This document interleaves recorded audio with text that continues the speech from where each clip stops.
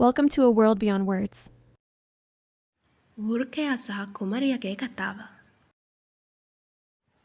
එක මීදුමෙන් පිරුණු රාජධානියක ආන්‍යා කියලා කුමාරිකාවක් ජීවත් වුණා.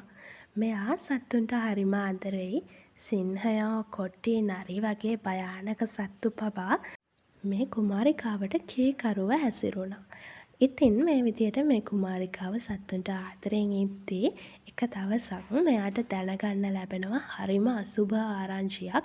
ඒක තමයි මේ ගම්මානයට එක වෘකයෙක් ඇවිල්ලා මේ ගමේ මිනිස්සුන්ට කරදර කරනවා කියන එක. ඉතින් මේ කුමාරිකාව මේක ගැන බලන්න දවසක් යනවා. ඉතින් මේ විදියට මෙයා ගියපම දකිනවා එක ගොඩාක් විශාල වෘකයෙක්. ඉතින් මෙයා මේ වෘකයාත් එක්කන් කතා කරනවා වෘකයාගේ ප්‍රශ්නය මොකක්ද කියලා. ඉතින් ඇත්තටම මේ වෙලාවේ වෘකයා කියන්නේ ගොඩාක් දුක්බර කතාවක්. එයාගේ පුංචි පැටවුන මේ ගමේ මිනිස්සු එකතු වෙලා මරලා දාලා තියෙනවා. ඒක නිසා මෙන්න මේ වෘකයා ඒකේ පලිය ගන්න තමයි මේ විදියට මිනිස්සුන්ට කරදර කරන්නේ කියලා.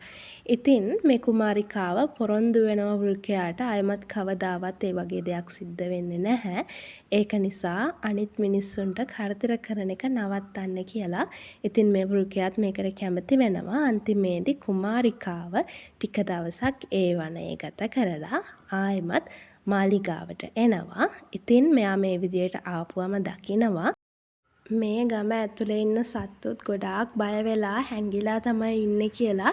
ඒ වුණත් මෙයා අන්තිමේදී මිනිස්සුන්ට මේ වෘකයාගේ කතාව ගැන කියලා මේ මිනිස්සුන්ව පොරොන්දු කරගන්නවා ආයෙමත් කවදාවත් කිසිම සතෙකුට කරදරයක් කරන්නේ නැහැ කියලා.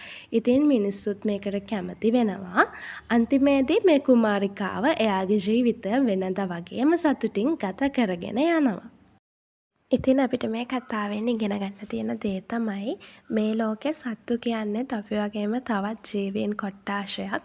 ඉතින් එයාලටත් ආදරය ඕනේ. ඒ වගේම එයාලටත් අපිට වගේම දුක සතුට වගේ දේවල් දැනෙනවා. ඒක නිසා සත්තුන්ට ආදරය කරන්න පුරුදු වෙන්න.